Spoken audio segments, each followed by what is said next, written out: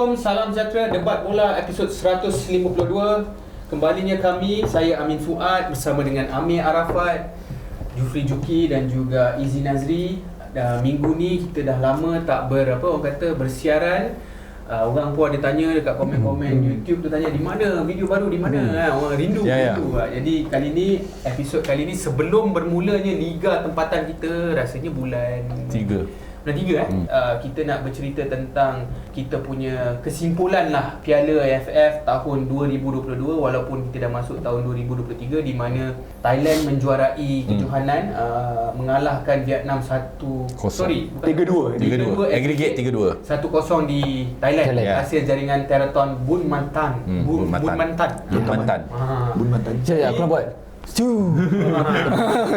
Jadi tapi kat sini kita bukan nak cerita pasal Thailand. Serahkan kepada dia. Kita nak cerita pasal pasukan Malaysia. Kita nak buat bedah siasat. Kita Malaysia kan cerita pasal Indonesia. Korang tahu Malaysia tewas di peringkat separuh akhir. Tewas kepada pasukan Thailand, aggregate 1-3. Menang di Bukit Jalil 1-0 dan juga kalah tewas 0-3 di Tamasat. Mungkin kalau korang ingat boleh imbas sikit lah kembali secara keseluruhan first leg ataupun perlawanan pertama separuh akhir pertama di Bukit Jalil. Mungkin kita boleh bagi secara keseluruhan lah. Kau tengok game tu yang kita menang 1-0 tu. Untuk game first leg tu main di Bukit Jalil, kita berjaya mendapatkan gol awal lah, 1-0. Pada pendapat aku, game tu sebenarnya sepatutnya kita patut dominan daripada pasukan Thailand. Pada aku, satu sebab kita main kat tempat kita sendiri. Yang keduanya, kita ada confidence yang lebih melawan Thailand sebab kita ada rekod yang agak baik lah, boleh katakan agak Thailand, baik, pernah tewaskan Thailand, dan in fact Thailand pun tak pernah menang di Bukit Jalil, seingat aku lah, sejak tahun 2014. So kat situ dah ada boost ataupun momentum yang lebih. Tapi malangnya selepas jaringan pertama itu dilakukan, tempo permainan itu bertukar daripada penghujung first half membawa kepada the whole second half. Thailand control game, dan Malaysia totally memang bertahan lah. Nampak gayanya bila dah masuk separuh masa kedua tu, bila Thailand dah conquer seluruhnya, memang boleh nampak pemain ataupun mentaliti pemain ketika itu memang nak bersifat bertahan. Dah tak boleh nak attack dah. Orang kata memang bertahan je. Alhamdulillah berjaya. Ada satu insiden yang sepatutnya orang kata kita patut menjaringkan gol kedua daripada Dominic Tan. Apa pendapat kau tentang insiden tersebut yang mengatakan adalah, orang kata itu adalah kesalahan daripada pasukan Malaysia, yang kiranya Thailand yang dapat sepakan percuma. Sepatutnya gol. Tidak diberikan gol kepada Malaysia. Obviously, kalau kita semua tahulah cerita tu macam mana, berulang kali ke depan ke belakang tengok video tu. Aku sejujurnya mula-mula aku tengok tak kena mana-mana player punya kepala. Malaysia, which is depan Darren Lock, belakang Dominic. So aku tengok kena player Thailand yang tengah-tengah tu lah, orang kata kan. Sandwich lah. Kena sandwich lah kan. Kemudian bila aku tengok, memang ada kena kepala Dominic. Akan tetapi siku yang ataupun tangan ataupun impact yang kena dekat pemain yang mencederakan tu bukannya Malaysia. Itu yang menjadikan benda tu yang agak foul lah sebenarnya. Patutnya kalau foul sekalipun bukanlah sebab pasukan Malaysia yang buat kan. Thailand sendiri. Itu teammate dia yang buat kan. So pada aku kerugian ataupun kita, orang kata kalau Indo panggil apa? Indonesia panggil apa? Wiki. Bukan. Wasit curang lah. Macam tu lah dia buat.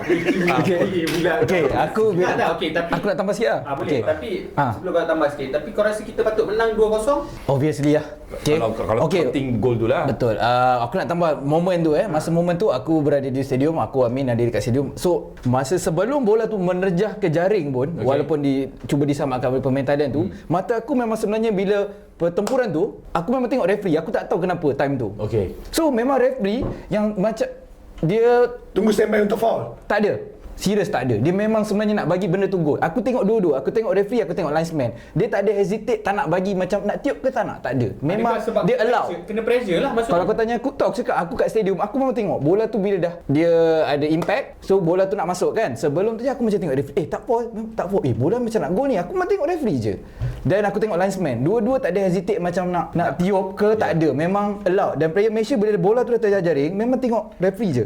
Dan referee tak ada reaction yang no goal. So aku terkejut bila kat stadium kita lagi tak tahu apa jadi. Sebab celebrate gila babi. Kita ada bila player Malaysia dah celebrate, kita pun celebrate lah. Tahu tak Tiba gol. masih lagi 1-0. Betul. Sebab dekat TV, macam aku tengok TV dah 2-0. Sampaikan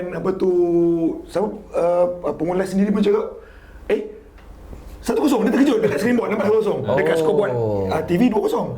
Sebab pada aku mungkin disebabkan ada kecederaan di kepala. Tapi macam Amin cakap, it's not a foul. Mungkinlah kan pada aku sendiri aku merasakan bukan kesalahan kita, tetapi aku rasa since that incident referee ada buat few mistake, which is ada sekali tu yang one on one dengan siapa waktu Thailand United, aku rasa Syami kot. Syami Izu tu yang patut penalti tu ke? Yang patut penalti tu. Aku rasa that's a decision yang patut penalti juga. Tetapi dia tak bagi sebab mungkin aku rasa dia dah tahu dia buat kesilapan di sana. Aku merasakan macam tu sebab aku rasa kalau manusia manusia kan sebab mungkin apa yang dia datang padang Jom nampak lebih terang sebab kita ada few insiden yang dia asyik replay tapi dia tak tunjuk the exact situation, live situation. Aku merasakan kat situ pun dia sebenarnya hesitate nak bagi, tapi sebab aku dia tahu dia dah buat kesilapan dah. Jadi kat situ memang aku setuju 100%, which is sana patut gol dan sini patut penalti. Ya betul. Tapi itulah kadang-kadang situasi boleh jadi berbeza bila kau dah menjaringkan kau dah selesa dengan 2-0. Mungkin insiden penalti tu pun mungkin tak akan berlaku. Sebab faham tak? Dia macam-macam boleh berlaku lah. Walaupun kita nak cakap 2-1 mungkin at that time moral pemain Thailand pun dah sedikit down lagi kita kan. makin bertambah. Situasi tu berbeza. Tapi untuk aku senang je sebab kita tahu Thailand memang mendominasi perlawanan tu. Malaysia bermain 5 di belakang, 3 centre back. Setiap kali aku nampak pemain Thailand akan expose sebelah kanan sebelah kiri sebab dia orang ada ekstra pemain, sebab ekstra pemain kita berada di tengah. Tetapi juga dalam perlawanan tu Thailand hanya dapat 2 shot on target atau 2 percubaan ke arah gol. Bermakna setiap kali dia nak masuk kawasan kita sangkut sebab kita ada ekstra orang yang kat tengah tu. Setiap kali bola masuk cross, walaupun dia orang banyak cross, banyak cross tapi tak ada yang berbahaya. Tak ada yang berbahaya. Actually sebenarnya taktikal Kim Panggon menjadi malam tu sebab gol yang dijaringkan oleh pasukan Malaysia pun daripada Syarul Nazim 3 touch je. Betul. Syarul Nazim, which is memang cara Malaysia main direct kan? Dan Faizal. Dan kalau menjawab soalan kau sikit tadi lah, kau cakap patut ke 2-0 malam tu, aku tak jawab tadi sebenarnya. Kalau personally aku 3-0. Oh, 3-0. Quentin tu pasuk gol. Ya betul. Simple je. Tapi Thailand juga kita kena ingat ada kena tiang. Oh ya. Momen yang bagi aku, sebab tu aku cakap 1-0 mungkin adalah terlalu kejam lah untuk kita. Keputusan tak tahulah, untuk aku fair. Fair adil untuk aku. Dengan Thailand mendominasi kita. Bagi aku lah, itu bagi aku. Okey, kita beralih kepada perlawanan kedua separuh akhir menentang Thailand di Thammasat yang mana Juf berada di sana. Tapi mungkin Amir boleh jawab lah. Kau rasa apa kesimpulannya? Macam mana kita boleh kalah 3-0? Adakah benda yang mengejutkan kau? Adakah kau expect yang kita di Thammasat mungkin budak-budak ni kena masak dulu dah okey terus main. Macam mana? Aku rasa overall game tu sebenarnya yang membezakan antara, aku rasa penetration gameplay diorang sama. It's the same. Yang membezakan diorang ialah dengan perlawanan pertama ialah faktor padang saja. Aku rasa kalau faktor padang tu memberikan kelebihan, kalau mungkin padang sama di Thammasat, mungkin kita boleh menang game tu. Apa maksud kau? Maksudnya okey, teruskan dulu nanti aku nak tanya soalan. Pada aku nampak the flow semua sedia maklum benda tu. Padahal kalau baik, flow dia lagi baik lah. Exactly. Tempo lagi menarik dan di fast tempo. kita pakai cow grass dan di sana kita pakai air lain. Aku rasa the flow terlalu laju. And aku rasa pemain Malaysia tak boleh adapt dengan tu. And macam tadi yang kau cakap pasal Quintin tadi patut skor, kalau situasi di sana, aku rasa Quintin mungkin boleh skor. Tapi tu lah, aku bila orang cakap pasal padang ni, aku betul-betul tak tahu lah apa ni, bila cakap pasal padang dekat Thammasat tu, bukan ke FAM sekarang dia dah upgrade kepada rumput yang belum lagi. Itu bukan Itu cerita dia. Tak tengok rumput dia lain, dia bukan cow grass lah. Bukan Itu selamat sebab cover. Tak ni serius aku tengok. Bukan cow grass juga. Rumput Apa yang dia jawab tak serius? Betul lah dia jawab. Aku tengok macam bukan cow grass. Dia percaya serius. Tak, aku tak serius. Tak, aku sekarang percaya sebab dia selalu pergi FAM Bulan 3 baru nak buat. Perancangan nak menukar tu ada tapi belum dijalankan lagi. Tapi okey juga rumput tu jenis tu. Ya, tapi perasan juga bila Amir cakap macam tu, banyak pemain kita mudah terjatuh, tergelincir.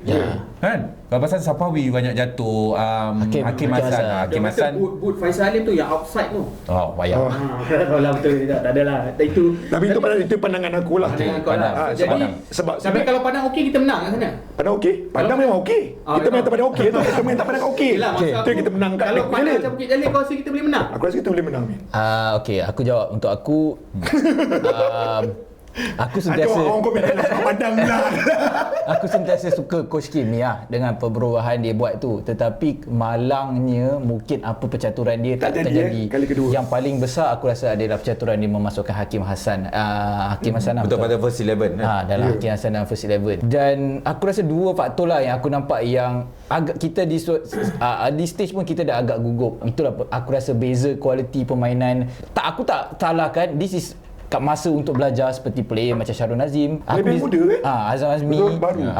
Hakim Hassan sendiri, aku nampak first touch dia, first ball, first 2-3 minit pun memang tak settle down, to be honest. Correct. Aku mengharapkan actually, to be honest, kat Bukit Jalil Quentin Cheng pun tak settle down tau sebenarnya whole game untuk aku. Aku mengharapkan bila dekat tamasat kita akan ada Azam Azmi balik yang lagi steady, tetapi Azam Azmi untuk second leg tu macam bukan dia main masa whole tournament yang aku tengok dia. Akulah tu pendapat aku sendiri. Jadi sebelah kanan tu dia tak dapat mengekang Teraton dan left wing Thailand tu satu, dan Hakim Hassan bermain sebelah kiri tempat Ruben Tiran tu pun memang dirindui lah. So kita terbukti sebab nampak second half terus tukar Hakim. Untuk aku pula, aku rasa aku faham kenapa banyak penyokong cakap kenapa Ruben tak main, kenapa Pawi tak bermula surasa utama. Aku rasa benda ni faktor kecergasan juga. Sebab kalau kita tengok minit ke-70 ke 80, aku boleh nampak yang Ruben dengan Quentin Cheng masa perlawanan pertama di Bukit Jalil tu nampak dah penat. So aku rasa Kim Panggon terpaksa tukar. Dan aku rasa macam Hakim Hassan, kenapa dimasukkan Hakim Hassan, dia merasakan Hakim Hassan mempunyai kualiti untuk menghantar bola. Tetapi direct passing dia. Hantar bola, tapi dia kena ada peluang untuk menghantar bola, which kita nampak ada satu kali tu dia memang hantar bola cantik dan ditanduk oleh penyerang Darren Lock. Jadi untuk aku tak boleh nak salahkan Kim Panggon sebab pilihan dia, dan orang cakap ni tactical Kim Panggon salah. Aku rasa bukan pasal tactical. Bagi aku sendiri adalah kualiti pemain. Betul. Perbezaan kualiti pemain. Itu sahaja. Itu pandangan aku lah. Tak dapat diterjemahkan melalui kita nampak apa dia nak buat. Idea tu ada. Cuma Hakim Hassan pun sebenarnya aku tak rasa dia tak boleh hantar macam ni cakap. Ada satu dua, cuma bila perlawanan tu getir di tempat lawan, kan pengalaman lah menentukan. Pemain dan juga kualiti pemain. Betul lah. Thailand pun sebenarnya kalau perasan first leg dengan second leg tu, dia punya tactical dia hampir sama tau. Dia akan letak satu kat depan, which is dia akan letak Teresil, dan dia akan hantar bola kepada Teresil, especially tanduk. Dia akan bagi bola tinggi untuk betul. Ditanduk tau. Banyak kali aku tengok daripada first leg lagi. Betul. Kan? Dan kena ingat Terasil sebenarnya masa peringkat kumpulan tactical Thailand sebenarnya dia start Terasil dengan Adisa. Dia main dua depan tau. Tapi sebab lawan Malaysia dia punya takut, dia pakai satu, pakai satu dia. Maksudnya dia lebihkan pemain dia di sebelah midfield. Dan kau tengok 3 gol yang kita bolos semua datang daripada sebelah kanan dan sebelah kiri. Betul. Daripada wide lah, maksudnya daripada hujung. Masuk gol. Dan again lah aku cakap Thailand memang layak menang lah, sebab aku rasa penjaga gol Thailand tak diuji langsung kot. Mungkin second leg tak ada. Zero. Betul. Tak diuji sangat ataupun tak diuji langsung. So tak diuji sangat lah. Teruk sangat lah Mi. Tapi kalau tak aku rasa langsung lah. Aku rasa kita ada shot on target. Cuba baik. Kau ingat shot on target? Aku rasa dia Darren Lock header tu keeper tangkap lah. Tapi kira itu macam half chance lah.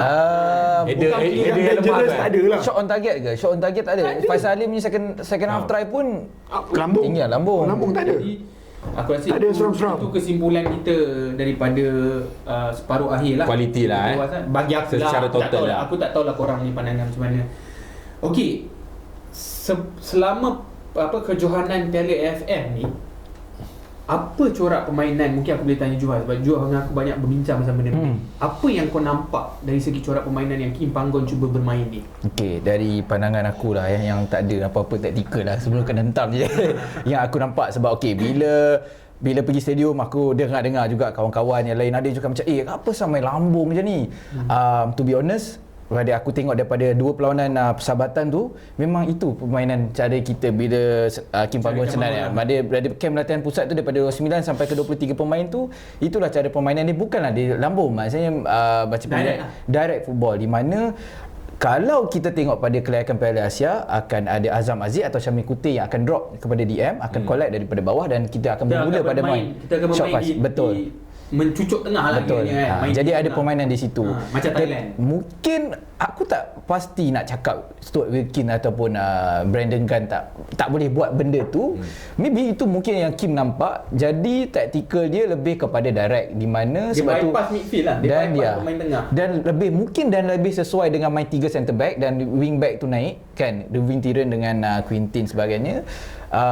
Sebab tu aku rasa memang itulah dia yang dipakai. Mungkin kadang-kadang bila dia nampak ketara, macam kenapa long ball tu tak menjadi, simple je. Bila long ball tu yang liar, yang nampak liar, tapi sebenarnya betul. Kadang-kadang bagi aku pula, kadang-kadang bukan tak ada purpose. Bagi aku lawan Thailand benda tu tak boleh diguna pakai sebab Thailand adalah lawan yang lebih kuat.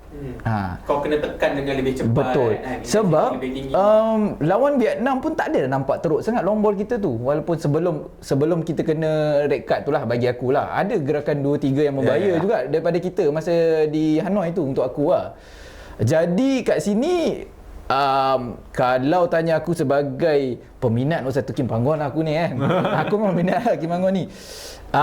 Dia ada pelbagai taktikal. Cuma untuk edisi kali ni itulah yang diterapkan. Bukannya dia suka nak main long ball. Betul. Tapi dia adapt to the player. Aku masih suka dia dan aku masih positif. Aku rasa ni ada salah satu cara dia sebab pilihan pemain yang macam Amin cakap. Amin pun ada cakap kat BDB di mana pilihan pemain yang dia ada, ini adalah taktikal sesuai. Dia lebih kepada profil lah. Kalau tanya aku, profil pemain yang dia ada tu, mungkin itu yang sesuai cara untuk dia nak main direct. Sebab kita tahu pemain macam Azam, Syamil, dia selesa memegang bola, boleh menghantar kiri kanan. Tapi mungkin dengan Stuart Wilkin, macam Brandon Gunn lah.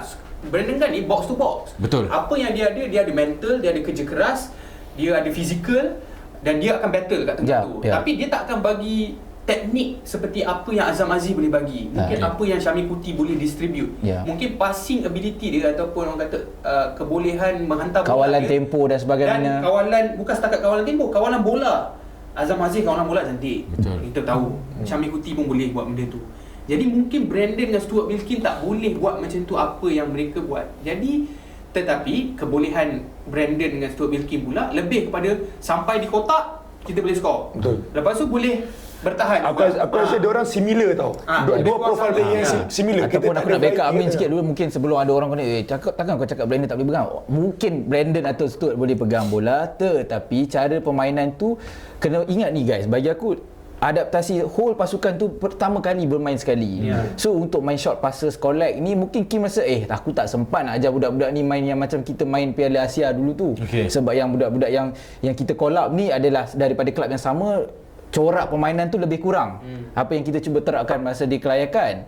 So untuk bawa benda tu mungkin ambil masa, dan aku rasa Kim cakap okay, let's play direct yang lebih mudah untuk kita menyerang tapi efektif, which is aku tak deny efektif sebenarnya. Untuk peringkat kumpulan kita layak ke semi final adalah dengan apa taktikal ni. Mungkin bila lawannya lebih quality, lebih kuat, kita nampak benda tu sia-sia lah, nampaklah benda tu meliar. Tapi kita tak perlu malu nak mengatakan yang sebenarnya kualiti pemain yang kita ada mungkin kurang. Sebab kita pun tahu ini bukan pasukan terbaik kita yang layak ke Piala Asia. Bagi akulah, aku tetap akan tekankan kualiti pemain tu. Indonesia yang betul malu. Bukanlah.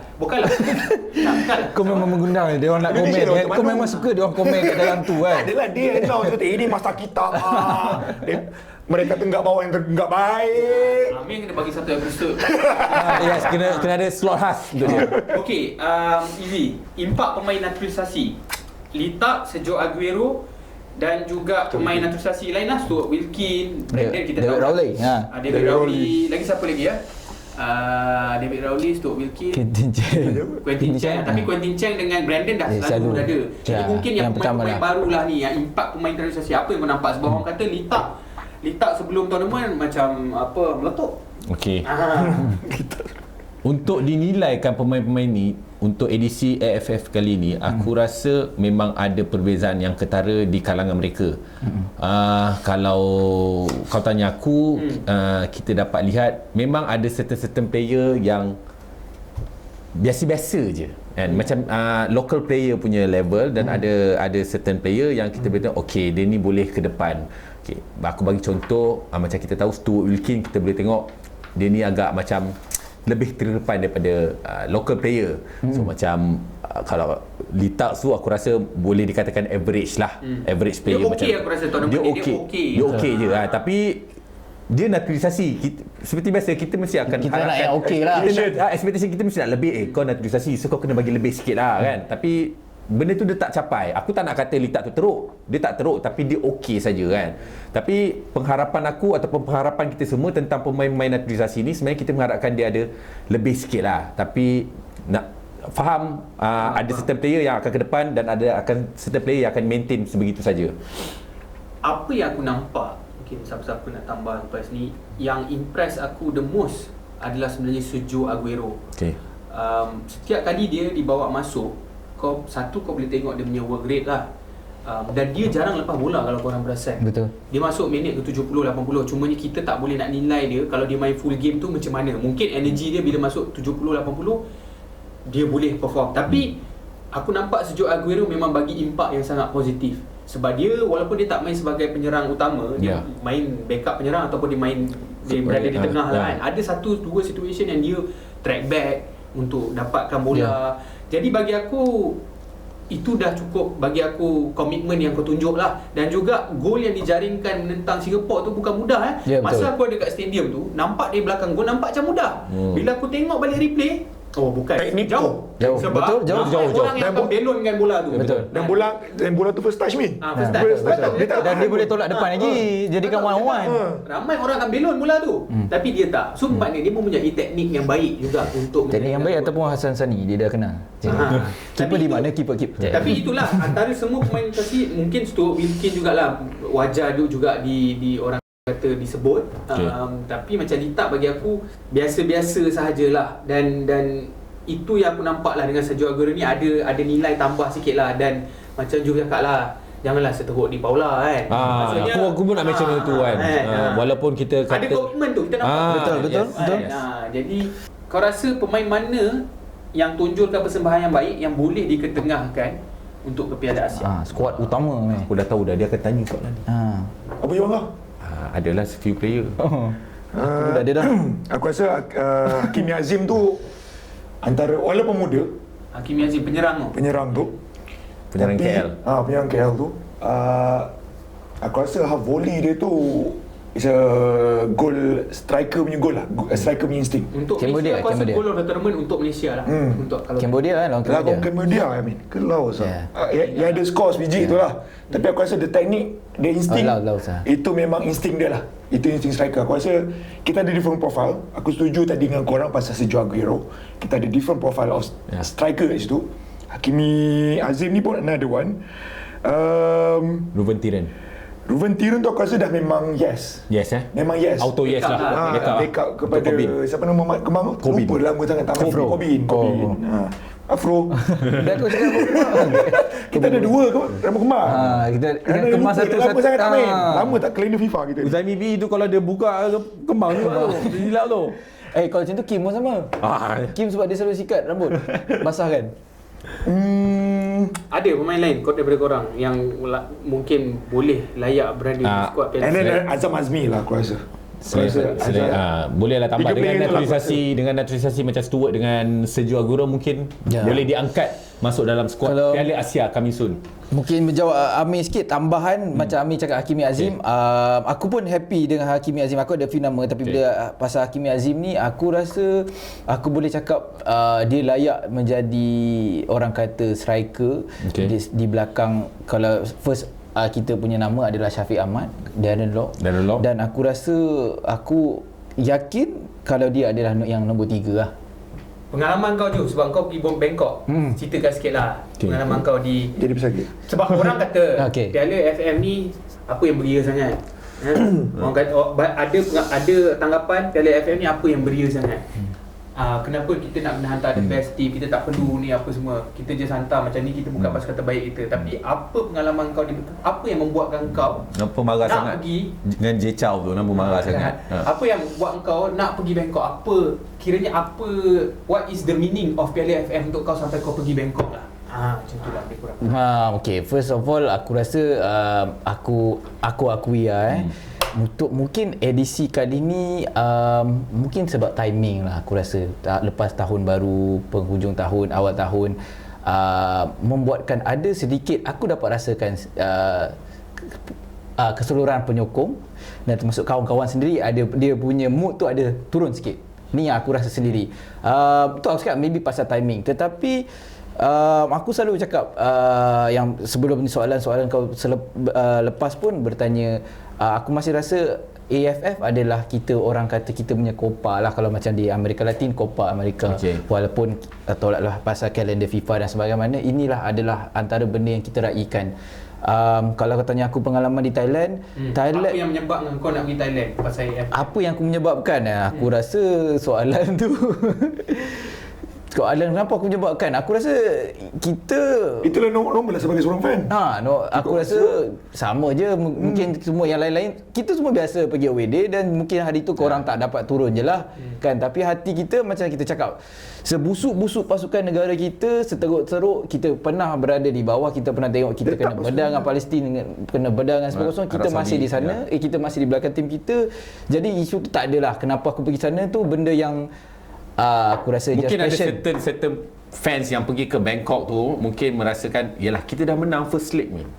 So dia punya semangat daripada first leg tu, kita dah menang 1-0, kita kena bawa semangat kita di Bukit Jalil ni ke Tamasat ni sebab kita dah menang first leg kan. So why not kita pergi juga ke Bangkok. Something mungkin ada fans, segelintir fans yang begitu kan. Kenapa kau nak pergi ke Bangkok?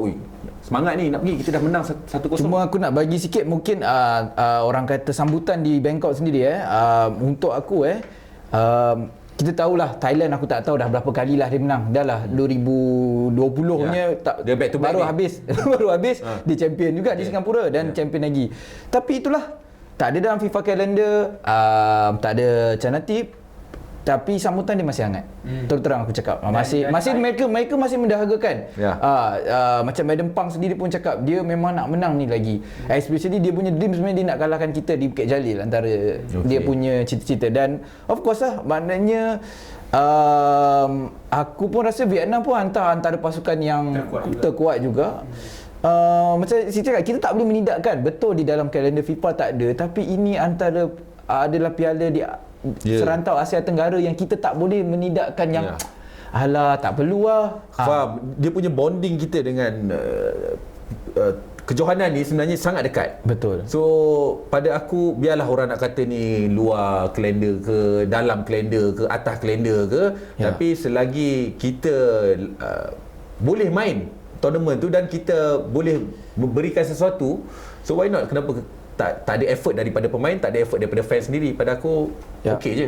Of course, bila dah main kita mesti nak juara. Siapa tak nak kalah kan.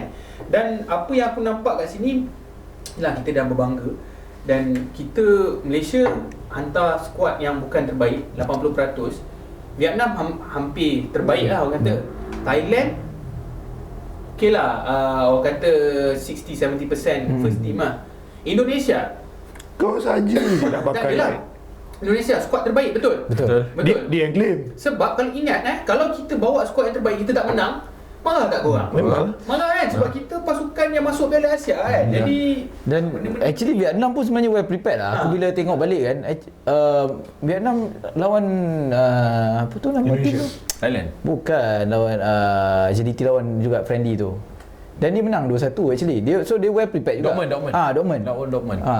Dortmund pergi lawan di Hanoi actually Vietnam menang 2-1. So I mean well prepared lah that team actually. Kita nak bagi tahu benda tu lah. Dan akhir sekali kita mendapat 5.3. Ni menurut bukan official lah FIFA apa mata perkiraan sepanjang kempen ni Cumanya kita tak dapat mata yang banyak sebab kita tewas dengan pasukan yang lebih baik, Thailand dan Vietnam. Sekali lagi kita fikir balik apa target kita. Terus terang kalau tanya aku, ini kalau ikutkan mata ni kita dapat mata yang sederhana lah. Tak adalah gempak sangat tapi tak adalah teruk. At least kita dapat something kan.